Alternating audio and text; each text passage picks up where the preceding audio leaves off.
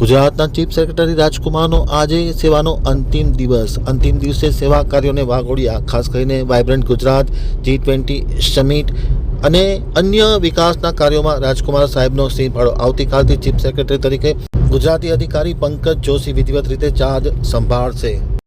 Gandhinagar આમતક news બ્યુરોમાંથી જે.કે. પટેલનો એક વિસ્તૃત અહેવાલ. રાજ્યના વર્તમાન ચીફ સેક્રેટરી રાજકુમારનો આજે છેલ્લો દિવસ છે. તેઓ સેવાનિવૃત્ત થઈ રહ્યા છે. પંકજ જોશી આવતીકાલથી રાજ્યના ચીફ સેક્રેટરી તરીકેનો ચાર્જ સંભાળશે. સેવાનિવૃત્તિના અંતિમ દિવસે ચીફ સેક્રેટરી રાજકુમારે ગુજરાતની કરેલી 30 વર્ષની સેવાના સ્મરણો વાગોળ્યા હતા. વાઇબ્રન્ટ અને ચિંતન શિબિર, G20 જેવા અનેક કાર્યક્રમો થકી ગુજરાતની પ્રગતિમાં તેમનો સિંહ ફાળો હતો. રાજ્યમાં ચાલી રહેલા મોટા નવા પ્રોજેક્ટ આવનારા 2 વર્ષમાં પૂર્ણ થશે. રોજગારી માટેનો મોટો પ્રશ્ન હતો, જેમાં પરીક્ષામાં ગેરરીતિ, પેપર લીક સહિતના ચેલેન્જ પ્રશ્નો તેમણે હલ કર્યા.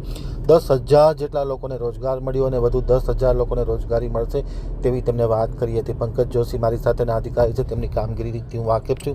ખૂબ જ સારા અધિકારી છે અને આવતીકાલથી તેઓ પણ ગુજરાતના વિકાસ માટે એક મક્કમ સૈનિક તરીકે કામ કરશે તેવો આશાવાદ વ્યક્ત કર્યો હતો. कार्यकाल खत्म हो रहा है, सेवानिवृत्त हो रहे हैं, किस तरह का आपका करियर रहा, मतलब बतौर सीएस के तौर पर, और कैसे आपने गुजरात की जो धुरा है वो संभाली? વહીવટ એક સતત નિરંતર ચાલતી પ્રક્રિયા છે અને એમાં મેં એ પ્રવાહમાં મેં મારું યોગદાન આપવાનો પ્રયત્ન કર્યો છે.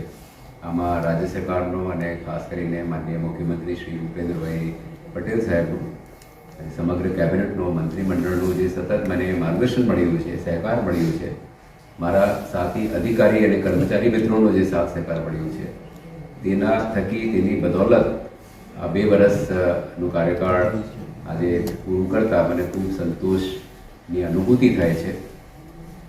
ને આ કાર્યકાળ દરમિયાન જે કંઈ થોડા ઘણા પડકારો હતા, વિકાસની ગતિને વધુ વેગવાન બનાવવા માટે જે મારા પ્રયત્નો હતા, એની મેં કોશિશ કરી.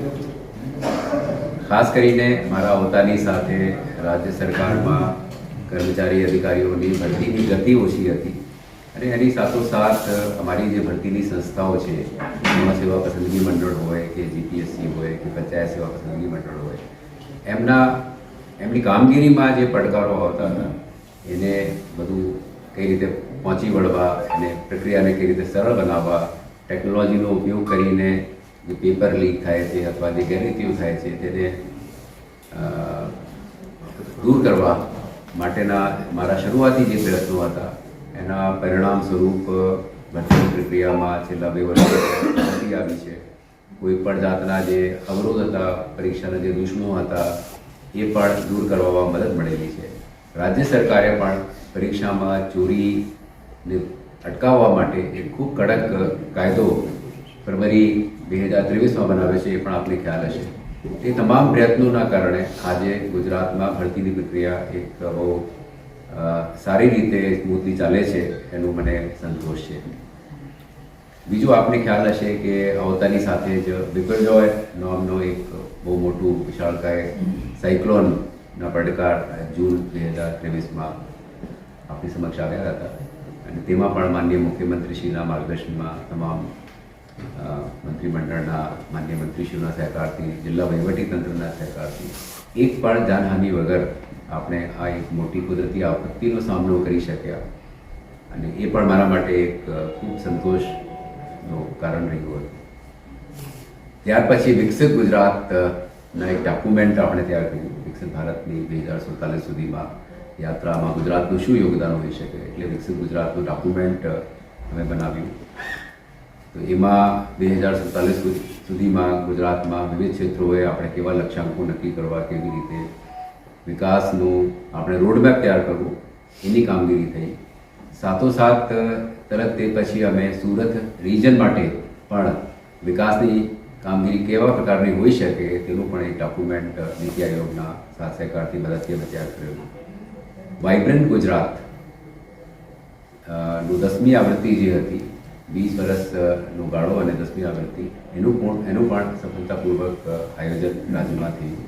એના પરિણામ સ્વરૂપે લગભગ 45 લાખ કરોડ જેટલી રકમના MOUs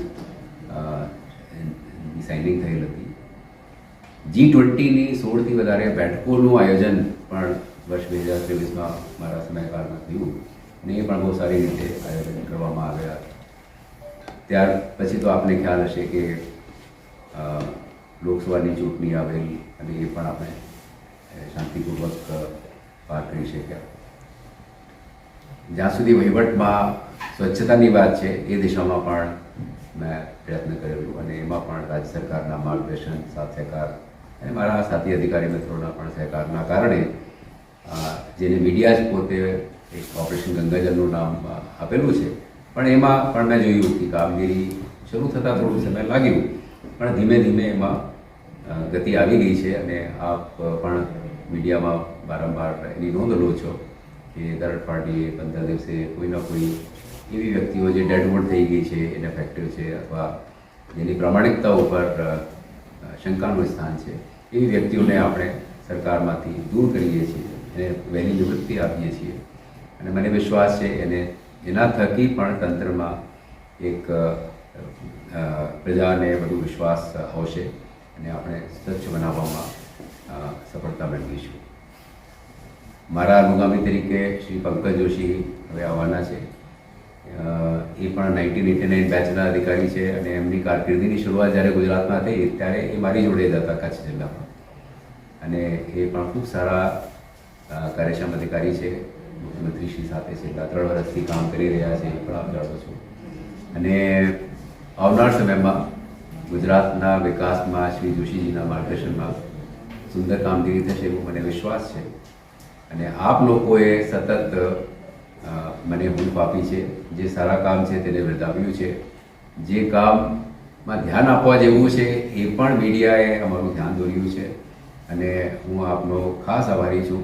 કારણ કે કાયમ માટે દર અઠવાડિયે જે બેઠકો થાય અમારી સેક્રેટરી સાથે, એમાં સૌપ્રથમ એજન્ડો મારો એ જ હોય કે મીડિયામાં કયા મુદ્દા નો ઉલ્લેખ કરવામાં આવ્યું છે, એમાં સરકાર કઈ રીતે કામગીરી સુધારી શકે. અને તે બદલ હું આપ સૌ મીડિયાના મિત્રોનો ખૂબ ખૂબ આભારી છું.